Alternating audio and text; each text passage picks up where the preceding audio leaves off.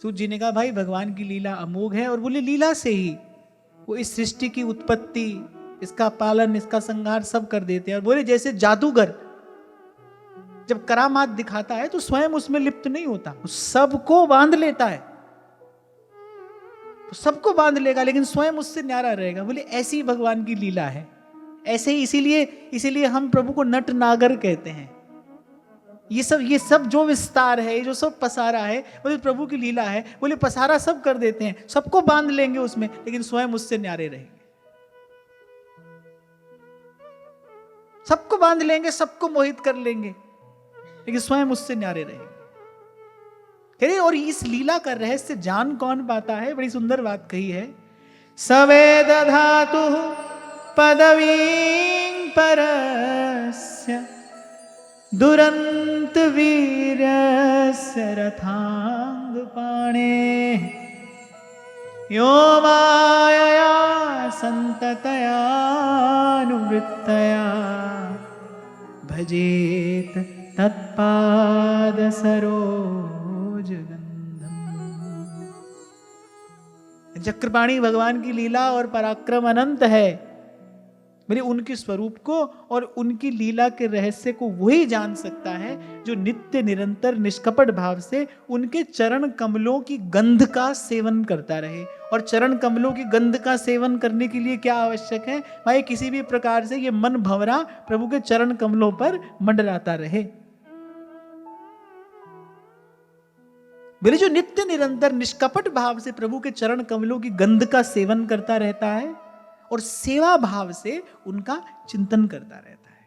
चिंतन तो भगवान का कंस भी करता था, हिरण्यकश्यप भी करता था, तो बोले ऐसा चिंतन नहीं, कल्याण तो उनका भी हुआ, पर हमारा लक्ष्य केवल कल्याण नहीं है, हमारा लक्ष्य है जीवन कैसे सुंदर हो, ये जीवन रूपी पुष्प कैसे प्रभु को चढ़ाया जाए।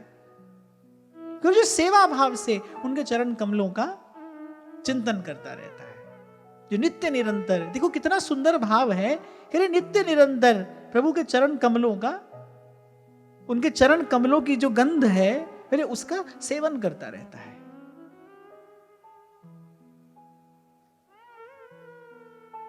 अद्वैतवाद कहता है कि भाई एक साधक में 4 बात होनी चाहिए, जिसको साधन चतुष्टय भी कहा जाता है। सबसे पहले तो करिए नित्यानित्य वस्तु विवेक होना चाहिए, क्या वस्तु सार है और क्या असार है, बोले इस बात का विवेक होना चाहिए। 4 बात होनी चाहिए उसमें। अगर कोई ब्रह्म का चिंतन करना चाहता है, अगर कोई समाधि लगाना चाहता है, तो बोले 4 बात हो उसमें। सबसे पहले उसमें नित्यानित्य वस्तु विवेक हो। और दूसरी बात इहामुत्र फल भोग विराग, माने लोक परलोक के जितने भोग हैं बोले उन सब से उसकी विरति हो, उपरति हो, माने जो परम विरक्त हो। तीसरी बात बोले शम दम आदि साधन संपन्न, तन और मन दोनों संयमित हो, उसके शांत हो, तितिक्षु हो, शम दम आदि साधनों से युक्त हो। और चौथी बात मुमुक्षु हो, उसको इस संसार से पार जाने के अतिरिक्त और कोई कामना ना हो, बस वो एक ही बात चाहता हो कि किस प्रकार इस संस्कृति से मुक्त हो जाऊं। ये 4 बात हो तो फिर कोई ब्रह्मचिंतन का अधिकारी है, उसको कहीं जाकर वेदार्थ का प्रकाश प्राप्त होता है। और मैं ये सोच रहा था कि देखो जो भगवान का भजन करता है उसको 4 बातें सहज में ही प्राप्त हो जाती हैं। जैसे ही प्रभु प्यारे लगने लगते हैं, श्याम बिना जग खारो लागे, श्याम बिना जग खारो लागे, जगरी बाता काची। जैसे ही प्रभु प्यारे लगने लगेंगे, अच्छा भगवान का नाम सुनोगे, गाओगे, जपोगे, रटोगे, भगवान की कथा सुनोगे, धीरे धीरे यही तो होता है, भगवान मीठे लगने लगते हैं, मधुर लगने लगते हैं। और जैसे ही भगवान प्रिय लगे वैसी जो भी विजातीय वस्तु है वो अपने आप हट जाती है। इसीलिए तो बार बार आपको कहता हूं भाई नाम जपो, जो अच्छा होगा, जो आपके लिए उचित होगा, जो जो साधन के अनुकूल होगा, वो रह जाएगा, और बाकी नाम की कृपा से अपने आप छिटक जाएगा। आपको छोड़ना नहीं पड़ेगा, क्योंकि जब आप छोड़ोगे ना, तो उसमें छोड़ने का अभिमान होगा, कहीं ना कहीं उसमें कर्तापन का अभिमान रहेगा, और वो कांटा चुभता रहेगा, वो आपको चैन लेने नहीं देगा, वो आनंद की अनुभूति होने नहीं देगा। हमसे कोई पूछे आपने कुछ छोड़ा? नहीं, कुछ भी नहीं छोड़ा, कुछ भी नहीं छोड़ा। प्रभु की जो इच्छा है वो है, जो नहीं है वो नहीं है, बस सीधी सी बात है। प्रभु को जो अच्छा लगता है वो है, जो नहीं लगता है वो नहीं है। हम कोई बोझ अपने सर पर रखना ही नहीं है कि हम क्या पकड़े क्या छोड़े। हमको गुरु ने सार की बात बता दी, सार भजन हरिवंश को, बस इस बात को पकड़ लो। इसको रहना होगा रहेगा, और जाना होगा जाएगा। जीवन में भी ऐसा ही है भाई, कोई आ रहा है, कोई जा रहा है, कोई प्रशंसा कर रहा है, कोई निंदा कर रहा है। बोली सखी कह रही है, को निंदत को बंदत, और वृथा बकत बहु तेरे।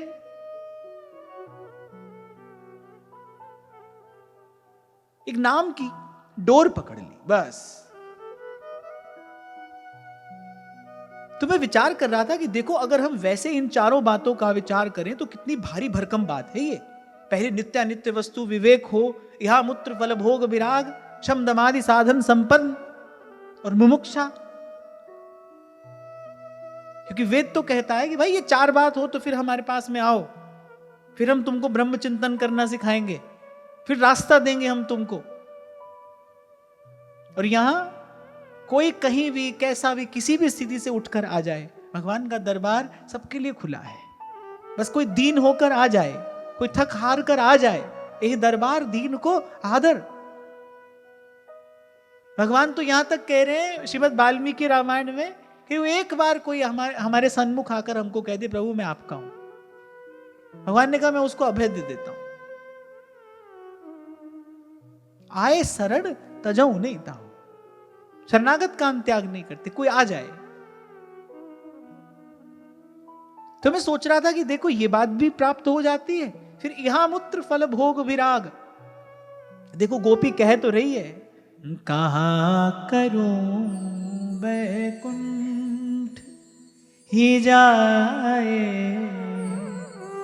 कहां करूं बैकुंठ ही जाए, जहां नहीं नंद जहां नहीं जसोदा, जहां नहीं गोपी ग्वाल न गाए, कहां करूं बैकुंठ ही जाए। व्यास जी कह रहे हैं, चारों मुक्ति कहाँ ले करिए, चारों मुक्ति कहाँ ले करिए, भजिए कृष्ण कन्हैया रे भैया, वृंदावन साचो धन भैया, वृंदावन साचो धन भैया। बताओ वो कह कहां करूं वैकुंठ ही जाए, कहां करूं वैकुंठ ले जहां कल्प तरु छाह, अरे मोये ढाक सुहावने जहां प्रीतम की बाह। तो दूसरी बात भी हो गई, यहां मूत्र फल भोग विराग। फिर तीसरी बात, अरे शम दमादि साधन संपन्न हो, तन और मन का संयम हो उसके पास में। ऐसा उदाहरण कहीं मिलेगा? दुर्वासा अपनी जटा से काल कृत्या उत्पन्न करके कहते हैं कि मार डाले इस अम्बरीश को, कोई अपराध नहीं, निरपराध। भगवान का सुदर्शन चक्र भक्त की रक्षा में है, सदा तत्पर, तीनों लोकों में डोलते हैं दुर्वासा, कहीं त्राण नहीं मिलता। शरणागत वत्सल भगवान भी लौटा देते हैं। और वहां जब लौट कर आते हैं तो बड़े संकोच में महाराज कहते हैं, सुदर्शन चक्र से प्रार्थना करते हैं, यदि भगवान मुझ पर प्रसन्न हैं तो मुनि होई विगत श्रम सूला, अभी अभी इसी समय इनका कष्ट दूर हो जाए। कैसी तितिक्षा, कैसी क्षमा, कैसी दया, कैसी उदारता, जो अभी अभी केसों से खींच कर लेकर आया है। घृणित चेष्टा जिसने की है, जिसने भारतवर्ष के इतिहास को मैला किया, दूषित कर दिया, जिसने कुल के पावन जश को, उसकी माता रोकर कहती है बेटी इन्हें क्षमा कर दे। द्रौपदी क्षमा दान कर देती है।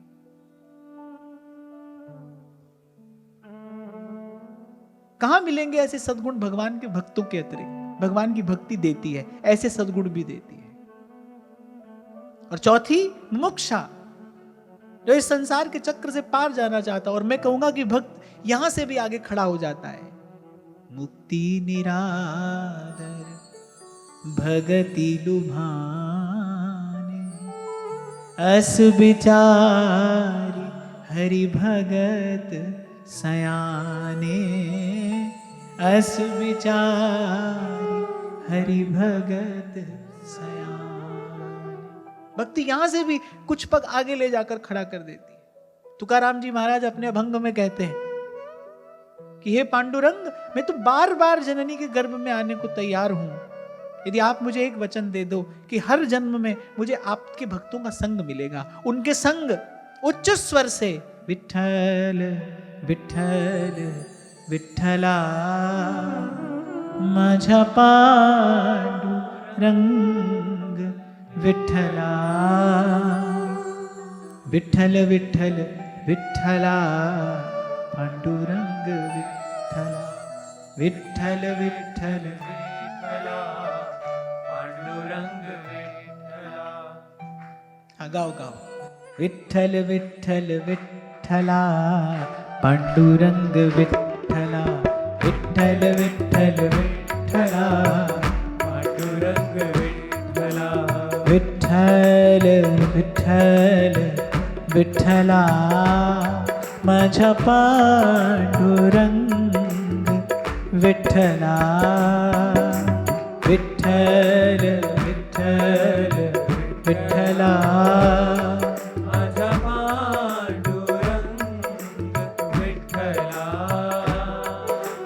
विठ्ठल विठ्ठल विठ्ठला पांडुरंग विठ्ठला, विठ्ठल विठ्ठल विठ्ठला पांडुरंग विठ्ठला, विठ्ठल विठ्ठल विठ्ठला पांडुरंग विठ्ठला, विठ्ठल विठ्ठल विठ्ठला पांडुरंग विठ्ठला, विठ्ठल विठ्ठल विठ्ठला पांडुरंग विठ्ठला, विठ्ठल विठ्ठल विठ्ठला पांडुरंग विठ्ठला, विठ्ठल विठ्ठल विठ्ठला माझा पांडुरंग विठ्ठला, विठ्ठल विठ्ठल विठ्ठला माझा पांडुरंग विठ्ठला।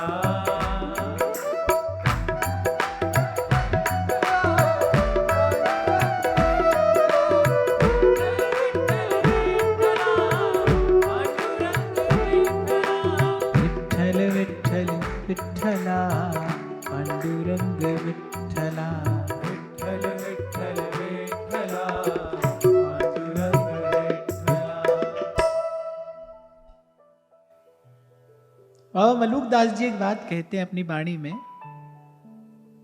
साचा तू गोपाल साच तेरा नाम है, साचा तू गोपाल साच तेरा नाम है, जहां जहां सुमिरन होए धन्य सो ठाम है, धन्य सो ठाम है। साचा तेरा भक्त जो तुझको जानता, साचा तेरा भक्त जो तुझको जानता, तीन लोक का राज मने नहीं आनता, तीन लोक का राज मने नहीं आनता। और मैं तो यहां बलपूर्वक की बात कहूंगा कि बिना भगवान की भक्ति के कोई भी ज्ञान वैराग यहां तक लेकर आ ही नहीं सकता। भगवान की भक्ति ही तो तृप्त कर देती है। तो मैं तो केवल यह विचार कर रहा था कि अद्वैतवाद जिस साधन चतुष्टय और षट संपत्ति की बात करता है, वो तो भगवान के भक्त को भगवान का नाम जपते जपते, भगवान की कथा सुनते सुनते सहज प्रसाद स्वरूप प्राप्त हो जाती है। यही संपत्ति तो भगवान की भक्ति देती है। ऐसे ही तो जीव का श्रृंगार करती है। इसी में एक एक भाव का विचार कर रहा था कि वो साधन चतुष्टय तो भगवान के भक्त को भगवान के चरण कमलों का चिंतन भजन करते करते सहज में प्राप्त हो जाता है। साचा तेरा भक्त जो तुझको जानता, साचा तेरा भक्त जो तुझको जानता, तीन लोक का राज मने नहीं आनता, तीन लोक का राज मने नहीं आनता, झूठा नाता छोड़ तुझ संग लिवलाइया, झूठा नाता छोड़ तुझ संग लिवलाइया, सिमर तिहारो नाम परम पद पाइया, सिमर तुम्हारो नाम परम पद पाइया, जिन यह लाहा लयो यह जग आए के, जिन यह लहा लहो यह जग आए के, लाहा समझे? लाहा अर्थात लाभ। जिन यह लाहा लयो यह जग आए के, जिन यह लहा लयो यह जग आए के, उतर गयो भव पार तेरो गुण गाए के, उतर गयो भव पार तेरो गुण गाए के, तू ही मात तू ही पिता तू ही हित बंधु है, तू ही मात तू ही पिता तू ही हित बंधु है, कहत मलूका दास बिना तुझ अंध है, कहत मलूका दास बिना तुझ अंध है, तो बस जिन यह लाहा लयो यह जग आए के, उतर गयो भव पार तेरो गुण गाए के, उतर गयो भव पार तेरो गुण गाए के। ये मीरा जी की जो ये घोषणा है ना, ये जो उन्होंने अपने शब्दों में घोषणा की है, इसके मूल में भक्ति की कृपा है, इसके मूल में वो परम अनुभूति है। गाया गाया हरि गुण गाया, काल व्याल सो बाजी, माई रे माई सांवरे रंग रांची, सांवरे रंग रांची। तो मुझे इस अध्याय का ये श्लोक बड़ा प्यारा है। सवेद धातु पदवीं परस्य दुरंत वीर्यस्य रथांग पाणे,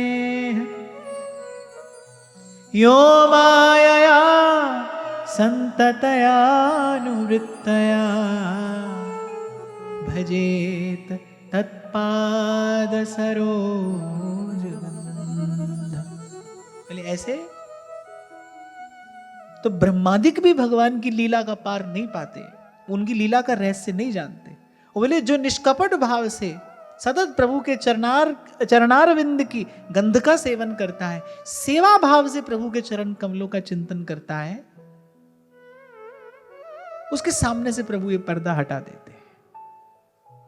और कल भी आपको मैं संकेत कर रहा था, जानत तुम्ही हुई जाई। भगवान कैसे हैं? घट घट वासी होते हुए भी सबसे न्यारे, सबके संग होते हुए भी सबसे न्यारे, सबसे निराले। फिर ऐसा ही भगवान का भक्त भी हो जाता है।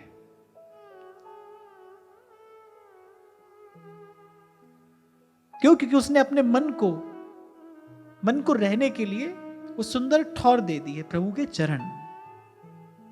हम गाते हैं ना, मन भंवरा थारे चरण कमल सो,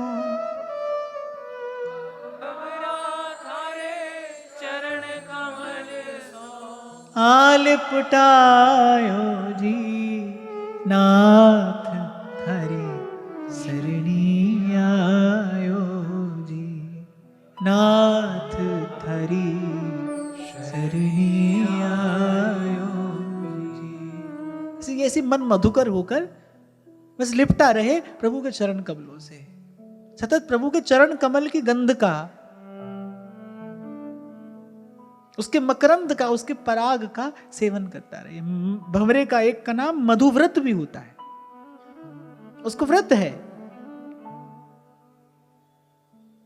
कि वो पुष्प के कणिका से, उस पुष्प के सार स्वरूप उस मकरंद का ही पान करेगा। वो मधुव्रत है। ऐसे मन मधुव्रत हो जाए, सेवा भाव से प्रभु के चरण कमलों का चिंतन होता रहे। सेवा ना मिले तो फिर सेवा की इच्छा में रहिए। यदि किसी समय सेवा न मिले तो फिर सेवा की इच्छा में बने रहिए। सेवा की इच्छा भी बड़ी सुखद है। सहज आनंद बसे बैरागी।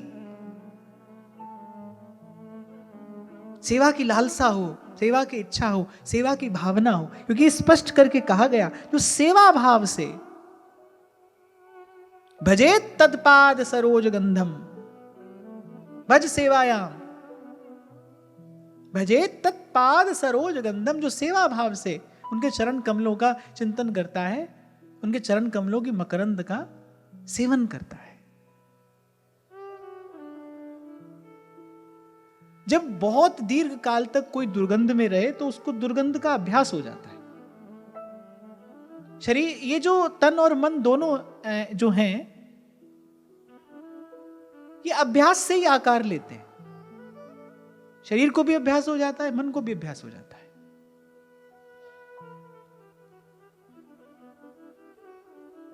बहुत काल तक कोई दुर्गंध में रहे, फिर उसको दुर्गंध नहीं लगती।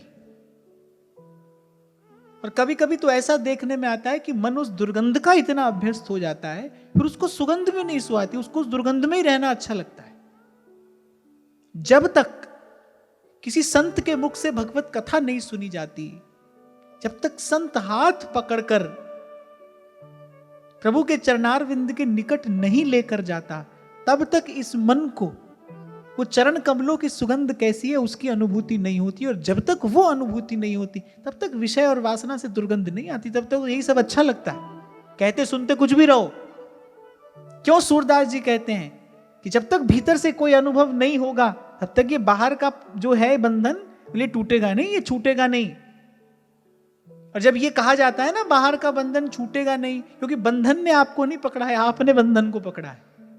आप छोड़ोगे नहीं जब तक भीतर कुछ मिलेगा नहीं, कोई अनुभव नहीं होगा, लौट लौट कर घूम घूम कर वहीं आओगे। जब तक प्रभु के चरण कमलों की उस मकरंद का, उस दिव्याति दिव्य, उस सुवास का, उस सौरस्य का अनुभव नहीं होगा, तब तक ये विषय वासना नहीं छूटेगी। और वहां तक जाना आपके मेरे सामर्थ्य नहीं है। वहां तक तो कोई ऐसो रे भेटे संत, मेरी लाहे सगली चिंत, ठाकुर स्यो मेरो रंग लावे। नहीं तो भाई पढ़े रे सगले वेद, नहीं चूके मन खेद, इक खिन ना धीरई मेरे घर के पंचा। हो कोई ऐसो रे सुखदाई, जिस हरि की कथा सुनाई, जिस भेटे गति हो हमारी। क्षमा करना, पर यहां तक की यात्रा कोई अपने पांव पर चलकर नहीं कर सकता है बाप। सही कहा है किसी ने, ऊंची ड्योढ़ी मेरे सांवरिया की, और मुंह से उतरो चढ़ो न जाए। जहां से आज चर्चा आरंभ हुई कि जब सूत जी ने भगवान के सब अवतारों का वर्णन किया, अवतार के मूल में ही क्या है? भगवान का आना, क्योंकि हम नहीं जा सकते वहां तक। सर्वम कुर्वन्ति भगवंतम न भजन्ति, हम नहीं जा सकते वहां तक, प्रभु ही आते हैं, एक एक का हाथ पकड़ते हैं। जब संत हाथ पकड़े, समझो प्रभु ने ही हाथ पकड़ा है। संत की वाणी ही वो मार्ग है जो उस देश तक लेकर जाएगी। जो पल्ली पार पहुंचाएगी, वो संत की वाणी तो है, गुरु का शब्द ही तो है जो नौका है। कौन से जहाज पर चढ़कर पहुंचोगे वहां? नानक नाम जहाज है, चढ़े सूत्रे वो नाम रूपी नौका गुरु से ही तो प्राप्त होगी ना, संत ही तो देगा, वही ले जाएगा वहां तक। फिर कह रहा हूं, अपने पैरों चलकर नहीं जा सकता है भाई कोई वहां। दूर नगरी, बड़ी दूर नगरी, कैसे आऊं रे कन्हाई, कैसे आऊं रे कन्हाई, तेरी गोकुल नगरी, बड़ी दूर नगरी। ये भाव मुझे बड़ा प्यारा है, क्योंकि हर हर हर पंक्ति में यही दिखाया कि भाई प्रभु मैं तो द्वंद्व में हूं। द्वंद्व माने संसार में हूं। सांझ को आऊं कान्हा, डर मोहे लागे, सांझ को आऊं कान्हा, डर मोहे लागे, दिन में आऊं तो देखे, दिन में आऊं तो देखे सारी नगरी, दूर नगरी, बड़ी दूर नगरी। हर पंक्ति में यही बताया कि प्रभु मैं द्वंद्व में हूं। सखी संग आऊं कान्हा, लाज मोहे लागे, सखी संग आऊं कान्हा, लाज मोहे लागे, अकेली आऊं तो भूल, अकेली आऊं तो भूल जाए नगरी, दूर नगरी, बड़ी दूर नगरी,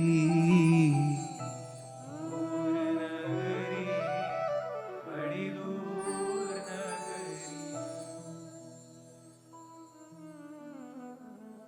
संत जन ले जाते हैं वहां हाथ पकड़ के। संत का जीवन में आना यही प्रभु का हाथ पकड़ना है।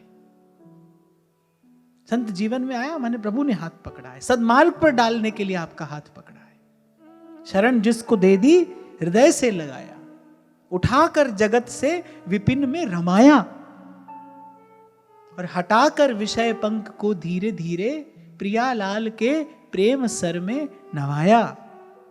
महारंक को प्रेम साधन लुटाया, व्यास नंदन की जय बोल दे। आपसे तो बन पड़े तो बस इतना करना कि कभी कोई संत आकर, किसी संत की वाणी आपके हृदय का द्वार खटखटाए, बस निर्मल श्रद्धा उसको निवेदन करना। यहां चूक हो जाती है। तभी नारद जी ने कहा मत संगस्तु दुर्लभ हो, फिर कहा अगम्यो। दुर्लभ और अमोघ के बीच में नारद जी ने एक शब्द कह दिया अगम्यो। बोले पहले तो दुर्लभ है कि बानक बनेगा नहीं, अगर बन जाए, बोले संत मिल भी जाए तो मन की चंचलता के कारण, बोले जीव की उसमें श्रद्धा नहीं होती, संशयात्मिका बुद्धि के कारण जीव वो निर्मल श्रद्धा जो अपेक्षित है वो निवेदन नहीं कर पाता, उसकी महिमा जानने में नहीं आती। तभी कबीर जी ने सावधान किया, गुरु को मानुष जानते तेनर कहिए अंध। देखो एक बात समझने की है, गुरु सत्ता किसी न किसी रूप में आपके जीवन में अभिव्यक्त होती है। तभी व्यास जी ने कहा संत सवई गुरुदेव है। संतों के रूप में वही गुरु सत्ता आपके जीवन में अभिव्यक्त होती है। उस समय पहचान लेना, प्रभु से प्रार्थना करना, प्रभु मुझे योग्यता देना कि आपके संकेत को समझ भी पाऊं, आप जो बात कहें मैं उसको सुन पाऊं, उसको समझ पाऊं। ऐसी कृपा करना मुझ पर, ऐसी योग्यता देना मुझे। तापस के भेष में आए हैं भगवान केवट के पास। जटा जूटधारी श्री रघुनाथ जी और श्री लखनलाल जी हैं, जगदम्बा जानकी संग में है। तपस्वी का वेश है, केवट पहचान गया। हठ पर अड़ गया। प्रभु को विलंब हो रहा है क्योंकि सांझ होने वाली है, गंगा पार जाना है। और केवट हंसकर कहता है, प्रभु विलंब मैंने, विलंब तो आप कर रहे हैं। जितनी शीघ्र आप मुझे आज्ञा दे देंगे अपने चरण पखारने के, मैं आपको बैठा कर पार करा दूंगा, पर इसके बिना मैं आपको जाने नहीं दूंगा। चलो यहां तक भी बात समझ में आती है, क्योंकि केवट ने देखा है, केवट ने देखा है पहले किस प्रकार सब नर नारी लुंठित हो रहे हैं रघुकुल नायक के श्री चरणों में। यहां तक भी बात समझ में आती है। पर गंगा पार उतर जाने के बाद जो प्रभु उतराई देने लगते हैं, तब जब केवट कहता है कि मैंने तुझको पार किया है, तू मुझे पार करे। मैं जानता हूं प्रभु आप कौन है, आपका मेरा कार्य एक है। मैं गंगा पार कराता हूं, आप भव से पार कराते हैं। आपके पास तो देने के लिए मुद्रिका है, पर प्रभु मैं जब आपके घाट पर आऊंगा, मेरे पास देने के लिए कुछ नहीं होगा, मैं आपको उतराई नहीं दे सकूंगा। तो आपकी मेरी ये उतराई उधार रही। जब घाट तेरे पर जब मैं आऊं, तू मुझे पार करे। जाना था गंगा पार प्रभु केवट की नाव चढ़े। मैं जब जब इस प्रसंग का विचार करता हूं, चिंतन करता हूं, तो मुझे सबसे अधिक आनंद इसी भाव के विचार में आता है। केवट पहचान गया कि कौन है। ऐसी संत आ जाता है जीवन में, प्रभु की कृपा होगी। ये तो भारत भूमि है, ये तो कभी संतों से रिक्त नहीं रही, न रहेगी। इसलिए आपसे बार बार कहता हूं, अपने जीवन पवित्र रखना, शुभ कर्म करते रहना, सेवा करते रहना, किसी का सहयोग करना, किसी के लिए साधक बनना। मन शुद्ध रहा तो कभी कोई संत आया तो आप पहचान जाओगे। श्रद्धा निवेदन करके कृतार्थ हो जाओगे। मीरा ने गिरधर गोपाल से यही तो कहा, प्रभु मैं कैसे पहचानूंगी मेरा गुरु कौन है, मैं तो कुछ जानती नहीं, मैं तो बिल्कुल अबोध हूं, कुछ भी नहीं जानती, मैं कहां जाऊंगी, किसे ढूंढूंगी। अंतर्यामी ने और अंतर में बैठकर संकेत ही तो किया था कि कल प्रातः काल जिस संत का दर्शन हो, उसी के चरणों में अपना सर्वस्व न्योछावर कर देना। अंतर्यामी ने भीतर बैठकर ही तो कहा था। वो भीतर का स्वर आप सुन पाए, अपनी अंतरात्मा की आवाज आप सुन पाए, इसके लिए आवश्यक है कि आपके भीतर बहुत कलुष ना हो, साफ सुथरा सा मन हो। इसलिए हरि नाम रटते रहना, जब तक ये बानक ना बन जाए, जब तक पूरा सदगुरु न मिल जाए, तब तक प्रभु का नाम जपते रहना, सेवा करते रहना, सबके हित का ये सद्भाव मन में रखकर कुछ सेवा करते रहना। विश्वास करना जब गुरु आएगा, और ये तो मैं पहले दिन से आपसे कहता आया हूं, आप नहीं जाओगे गुरु के पास, गुरु आएगा। किसी विचार के रूप में आ जाएगा, शब्द के रूप में आ जाएगा, किसी भाव के रूप में आ जाएगा, पहले वही आएगा, आपके मन का द्वार खटखटाएगा। आप पहचान जाएं, आपकी आत्मा फिर किसी द्वंद्व में ना पड़े, कोई किंतु परंतु न रह जाए मन में। उस क्षण आप पहचान जाएं, फिर ये संग अमोघ होगा। महत् संगस्तु दुर्लभो अगम्यो अमोघश्च, फिर ये अमोघ हो जाएगा।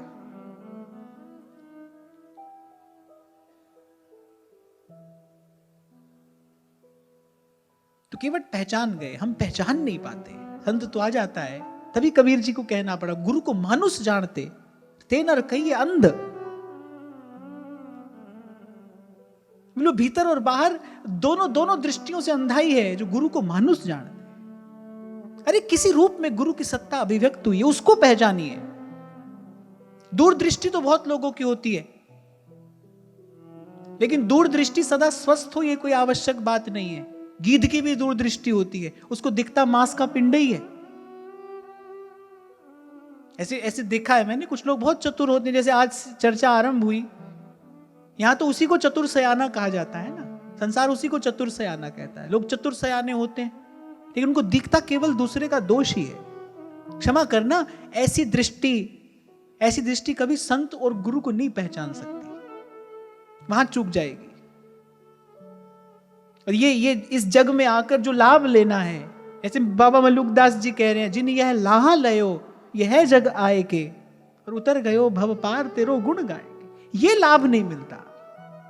और फिर पुनरअपि जन्मम पुनरपि मरणम। जैसा थोड़ी देर पहले मैंने आपसे कहा, भाई पेड़ लगाया, सब किया, फल नहीं आया तो सारा परिश्रम व्यर्थ है। ऐसे मानव जीवन का फल नहीं मिला, फिर परिश्रम व्यर्थ गया। तो श्रम एव ही केवलम। तो ऐसा मन बनाना है कि प्रभु के चरण कमलों के निकट बना रहे। यहां श्री सूत जी ने उन साधन संपन्न, क्योंकि सूत जी के सामने जो ऋषि बैठे हैं वो साधन चतुष्टय से संपन्न है, शम दम आदि षट संपत्तियां भी उनके पास में हैं, पर यहां सूत जी कहने भाई ये सब तो ठीक है, और ये सब तो भगवान की चरण कमलों की भक्ति करने वालों को सहज में ही प्राप्त हो जाता है, हो ही जाता है। इसलिए आज थोड़ी सी चर्चा की मैंने इस भाव पर, ये सब तो भगवान के भक्त को सहज में प्राप्त हो जाता है। तभी तो आपसे कहता हूं, जहां यम नियम आसन प्राणायाम प्रत्याहार करता कोई योगी पहुंचता है, वहां भगवान का भक्त भगवान नाम का कीर्तन करते करते पहुंच जाता है। और ये कोई मेरी किसी भावावेश में कही हुई बात नहीं है, इसके मूल में अनुभूति है। पहुंच ही जाता है वो वहां, भक्ति ले जाती है वहां, और मुमुक्षा से कहीं आगे। जहां धर्म नारथ न काम रुचि, गति न चाहूं निर्वाण। देखो, जब कोई संसार चक्र से मुक्त होना चाहता है, तो भी कहीं ना कहीं बहुत गहरे में कहीं ना कहीं अपने सुख का विचार तो कर रहा है ना। भक्त इससे भी पार चला जाता है, कह रहे प्रभु जहां आप रखेंगे वहां मैं रहूंगा। जन्म जन्म रति राम पद, जन्म जन्म रति राम पद, यह वरदान न आ। आगे सूत जी कहते हैं, अथेह धन्या भगवंत इत्थम, यद्वासुदेवे खिल लोकनाथ, कुर्वन्ति सर्वात्मकमात्मभावम्,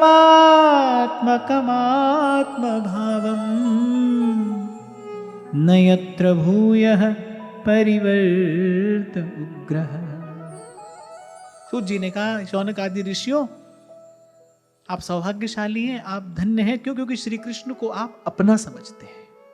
यहां सूत जी ने फिर एक संकेत किया है, बोले वही धन्य है, वही भाग्यशाली है जिसका प्रभु में अपनापन हो गया है, जिसकी आत्मीयता प्रभु में हो गई है।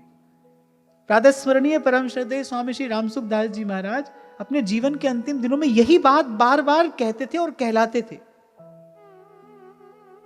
मेरे नाथ, हे नाथ नहीं, मेरे नाथ।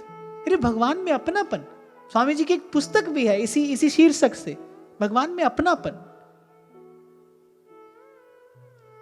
श्री सूत जी ने कहा आप धन्य हैं कि आपका श्री कृष्ण में अपनापन है, आपकी आत्मीयता है प्रभु में। यह जो एक मन, और एक मन किसी एक को ही अपना मानेगा, या तो जगत को अपना मानेगा या जगतपति को अपना मानेगा, या तो माया के विषय में आत्मीयता होगी या मायापति में आत्मीयता होगी। सोई कवि कोविद सोई रणधीरा,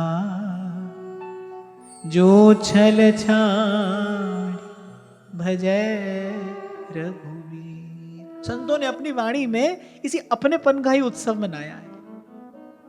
सूरदास जी कहते हैं, चक्र के धरन हार, गरुड़न के असवार, नंद के कुमार, मेरो संकट निवारो, मेरो संकट निवारो। गिरिवर कर धारो, गज ग्राहते उबारो, नाग को नाथन हार, मेरो प्राण प्यारो, मेरो क्या वो जानते नहीं कि वो तो सबके हैं? तो फिर भी भक्त अपने अधिकार से कहता है, नहीं प्रभु आप मेरे हैं, मेरो प्राण प्यारो, मेरे तो गिरधर गोपाल और दूसरों न कोई। ऐसी आत्मीयता प्रभु में, अपनापन, प्रभु आप मेरे हैं। और मैं बड़ी विनम्रता पूर्वक आपको ये बात कह रहा हूं, हृदय की बात है, भाव की बात है, कोई उपदेश नहीं है, कि जैसे ही अपनापन प्रभु में होता है सारे बंधन टूट जाते हैं। उसी क्षण जीवन मुक्त हो जाता है। जिस क्षण बस प्रभु से ये तार जुड़ता है, प्रभु मेरे हैं।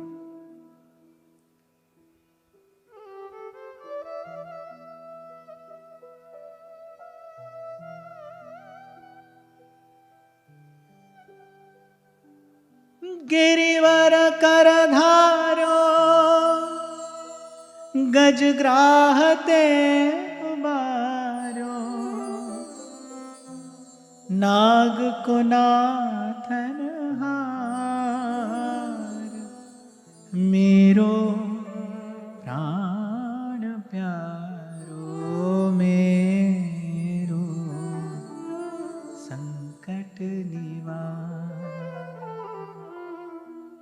व्यास जी लिखते हैं अपनी वाणी में, राधा वल्लभ मेरो प्यारो, राधा वल्लभ मेरो प्यारो, सर्वोपरि सब ही को ठाकुर, सर्वोपरि सब ही को ठाकुर, सब सुखदानी हमारो प्यारो, सब सुखदानी हमारो, राधा वल्लभ मेरो प्यारो, राधा वल्लभ मेरो प्यारो। इसी को गोस्वामी जी ने कहा, तुलसी ममता राम सो, इसे ममता होती उसी को आप अपना कहते हैं, मेरा मेरा। तुलसी ममता राम सो, समता सब संसार। हम नित्य स्तुति करते हैं, एक अहमता ममता यह जग में अति दुखदाई, अति दुखदाई। कह रहे ये जब श्री जी की ओर लगे होत परम सुखदाई। श्री जी मेरे हैं, मेरे नाथ, मेरे कृष्ण। इसलिए कभी कभी कहता हूं आपसे, श्री कृष्ण से मेरे कृष्ण की यात्रा है ये। मेरे कृष्ण वो मेरे हैं। और जब आपके और किसी के मध्य में हित होता है, हितपूर्ण आत्मीयता जब होती है, बड़ी सहजता से आप अपना सुख छोड़ते चले जाते हैं उसके लिए। माता छोड़ देती है अपना सुख बालक के लिए। क्यों? क्योंकि एक हितपूर्ण आत्मीयता है माता की बालक में।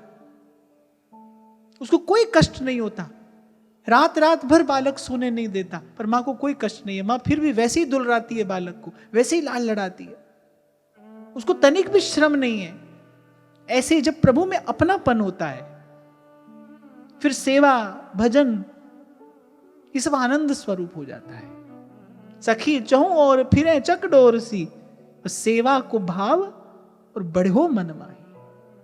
प्रतिक्षण वर्धमान वो सेवा की भावना। इसके मूल में क्या है? इसके मूल में सखियों का वो जो आत्मीयता है युगल के चरणों में। श्याम श्यामा सदा हमको प्यारे रहे, हम इन्हीं के रहे ये हमारे, हम इन्हीं के रहे ये हमारे रहे। ये आत्मीयता। एक बात और कहकर वाणी को विराम दूं कि ध्यान रखना, मन एक है। आप ये सोचो कि भाई थोड़ा थोड़ा ये भी अपना है, प्रभु भी अपने, ना ना, ऐसा नहीं होगा, ऐसा नहीं होगा। इस भ्रम में न रहना।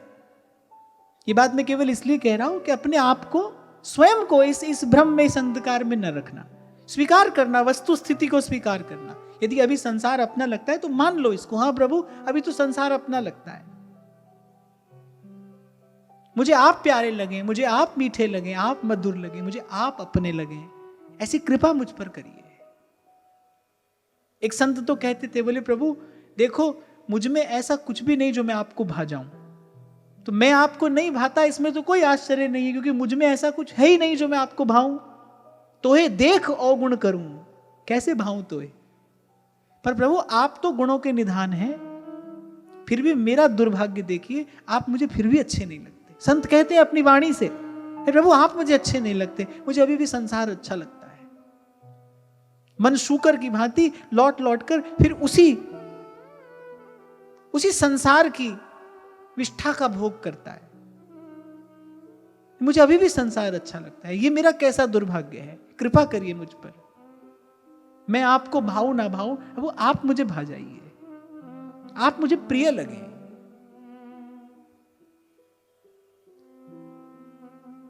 फिर आगे सूत जी ने बताया, इदं भागवतं नाम पुराणं ब्रह्म संहितं उत्तम श्लोक चरितं चकार भगवान ऋषि। सर्ववेदेतिहासानां सारं सारं समुद्रितं सतु संश्रावयामास महाराजं परीक्षितम्। सब वेद और पुराणों का सार लेकर भगवान वेदव्यास ने श्रीमद् भागवत रूपी महापुराण की रचना की, जो सूर्य के समान है। और फिर उसे अपने पुत्र को पढ़ाया।